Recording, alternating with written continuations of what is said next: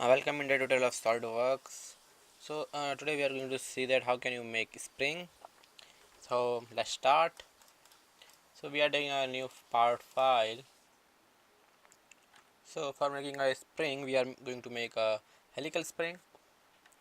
So let's go for sketch, and we are going for top plane. Then we want to make. So first of all, let us set the units, and then let's sketch a circle in a top plane, and let's say the radius of circle is 30 mm. And then go to features, go to curves, go to helix and spring. Then here you have to give the parameters for helix. As you can see, if you move like this, you can see you have to give parameters. So stick on this pitch and revolution. This is a constant pitch. Let's say pitch is 60 mm. Revolution, give it like 10 revolution. So then give the start angle which is 0 degree, and give pitch as 10.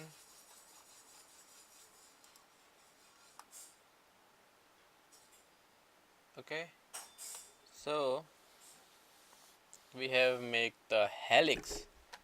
So this is our helix. Now if you go to front view, if you go to right view, so what now we have to do, we have to make a circular part through this end.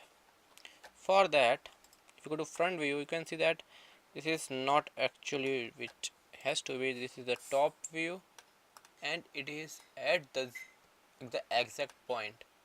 So that's why we have given the 0 degree angle. Now select the top view, go to sketch, make a circle here,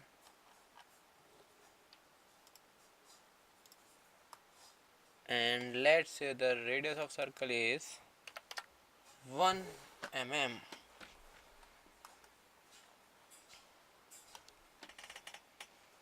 We can change this radius afterwards. And then what you have to do, to go to features, go to swap boss and base.